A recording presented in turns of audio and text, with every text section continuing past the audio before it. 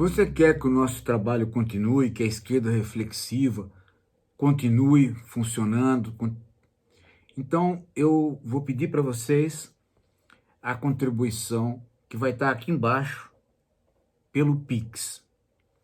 Mas também para aqueles que não usam o Pix, nós vamos colocar aqui embaixo um local para doação, para que todos nós possamos continuar trabalhando.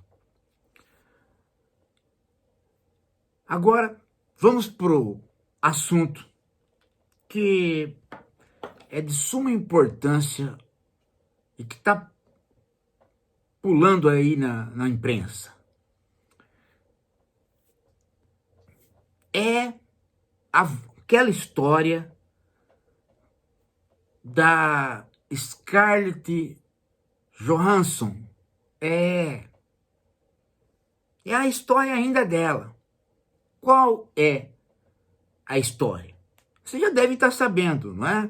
A atriz Scarlett Johansson está aí numa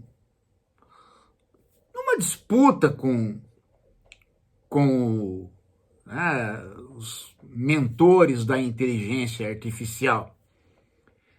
É que as pessoas que estão criando inteligência artificial, no caso de uma das companhias, produziu para a inteligência artificial nova que vai estar conversando com os usuários, produziu uma voz. Essa voz, obviamente, é uma voz humana, muito parecida com a voz da Scarlett Johansson.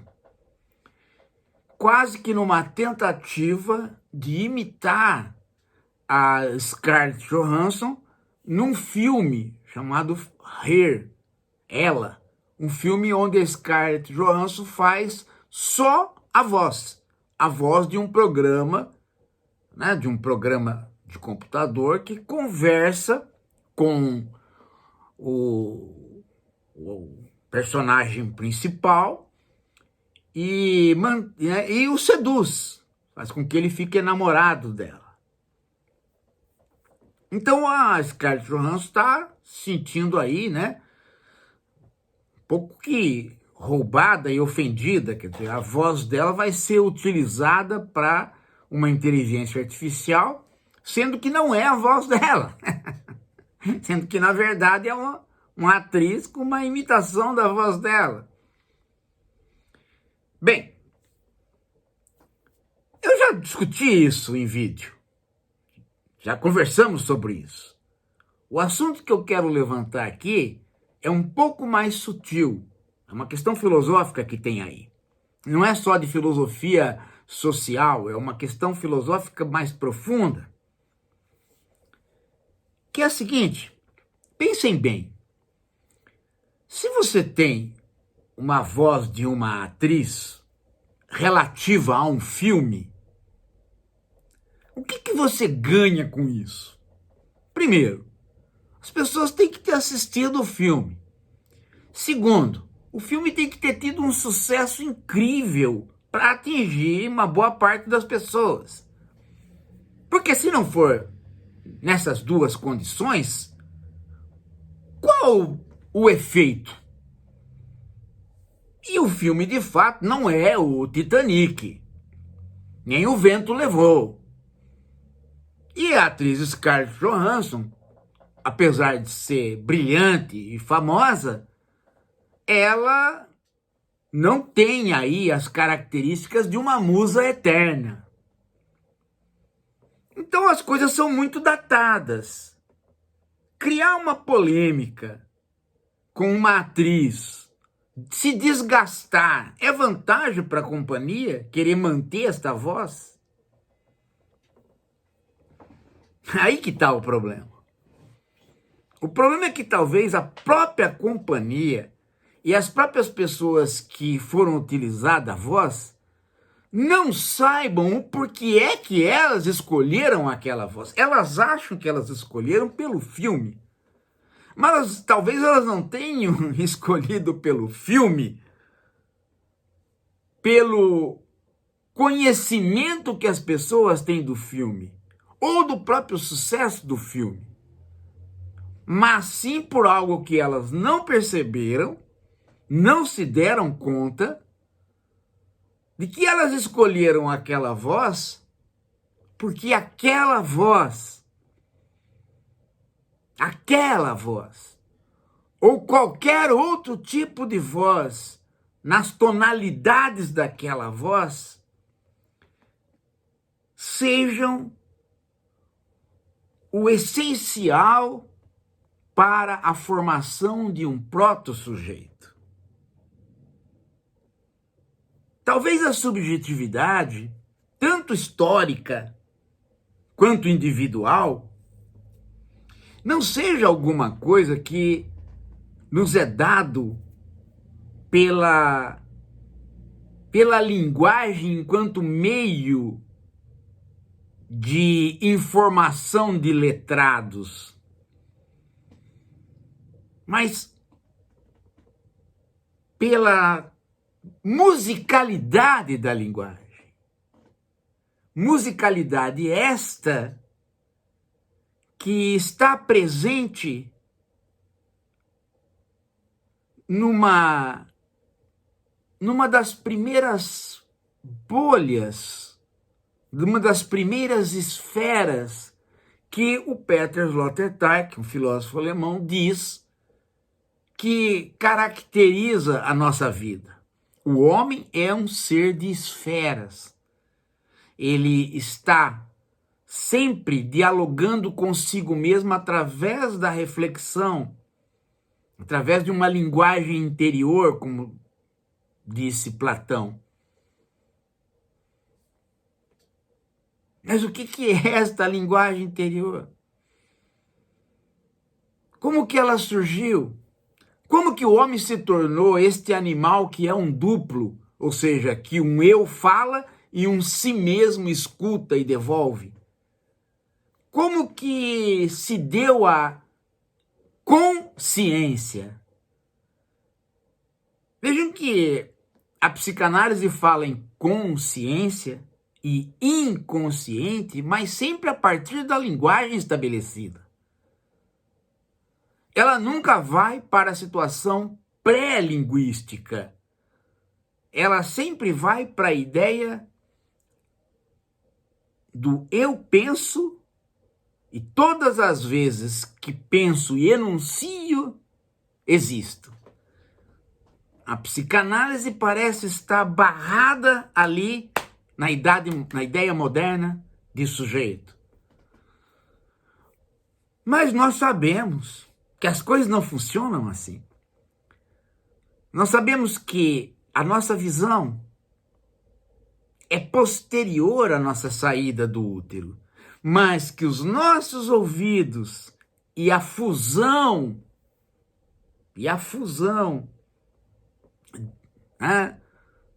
de sentidos se dá pré-nascimento.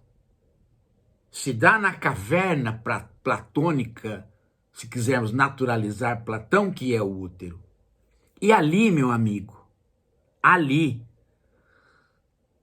os atuais estudiosos da psicoacústica dizem simplesmente o seguinte, que é aproveitado pelo Peter Sloterdijk. O bebê que está ali no útero, ele está no meio líquido, ele está no meio placentário. O meio placentário recebe os sons e faz um barulho imenso.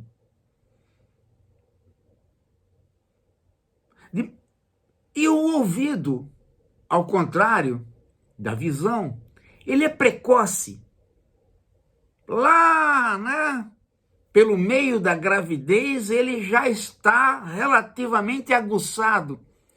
E ele vai separando aquele barulho horrível do corpo da mãe, daqueles barulhos do corpo da mãe e da voz da mãe, que são receptivos, que são como uma boa nova para ele, que lhe dão confiança. De modo que é no meio acústico que se forma a proto-subjetividade, e não no meio visual. E talvez isto explique, segundo Peter Sloterdijk, esse nosso êxtase diante de um tenor de ópera ou diante de um artista popular. Parece que ele canta para nós. E parece que o que ele canta é a nossa voz. Esta subjetividade acústica, ela é anterior a tudo. E ela não é da ordem da relação sujeito aqui e objeto lá. Ela é da ordem da imersão em um meio. O meio acústico não tem um aqui e um lá fora. Ele é uma imersão. E é justamente essa situação que faz com que nós possamos modular a nossa voz e se identificar com sons, canções, musicalidade que nos dá confiança ou não confiança de estar no mundo. Quando Sloterdijk começa a teorizar isto, ele lança a mão da ideia de que a esfera do útero é uma díade entre aquilo que vai ser o feto e aquilo que vai ser a placenta. Essa díade em ressonância é uma ressonância sinestésica, ou seja, sentidos que confluem: paladar, visão, audição, vão estar emaranhadas e aos poucos vão se tornando analíticas. Mas isso não significa que a sinestesia desapareça, porque todo mundo sabe que surdo dança através de vibrações com os pés, ou seja, a sinestesia se mantém mesmo depois do nascimento. É neste ambiente de sinestesia que os sons bem-vindos causam vibrações corporais bem-vindas através do líquido amniótico.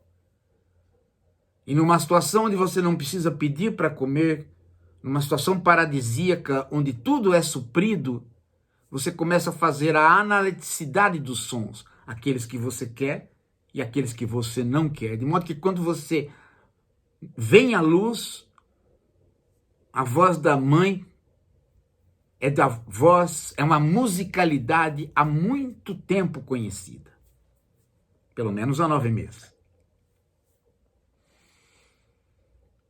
Talvez esteja aí, na proto-subjetividade, a explicação da escolha que se foi feita pela voz de Scarlett Johansson.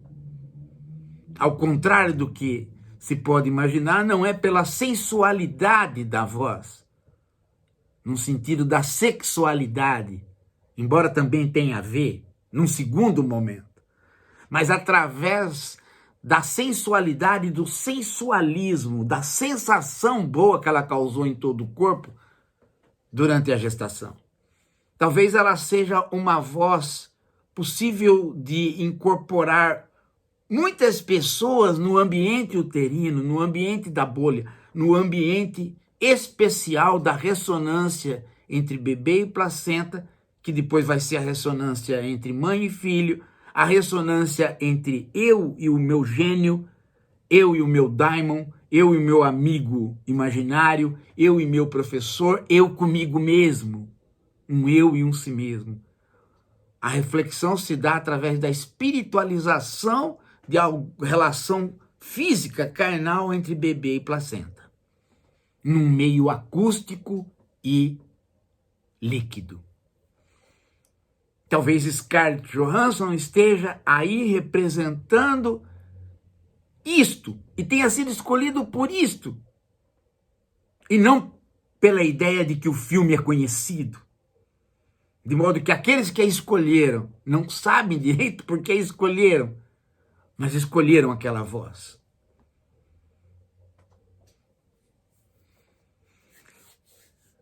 É como se esse episódio da Scarlett Johansson fosse uma espécie de ilustração do Esferas, do Peter Sloterdijk, em 3 volumes, um está traduzido, e que vocês podem ter a síntese ou a compreensão através de uma leitura minha, nos 2 livrinhos que eu fiz para ele, para ler Peter Sloterdijk, da editora Vozes, e o da editora Verita, que é o... não, para ler Sloterdijk, da editora Veritas, e o 10 lições sobre Sloterdijk, da Vozes. Acho que você pode pegar aí e começar a se aprofundar no Peter Sloterdijk, de modo quase que como uma crítica à psicanálise, e de modo a entender o quanto Scarlett Johansson foi escolhida sem que você saiba por que ela foi escolhida. É isso. Daqui a pouco a gente volta.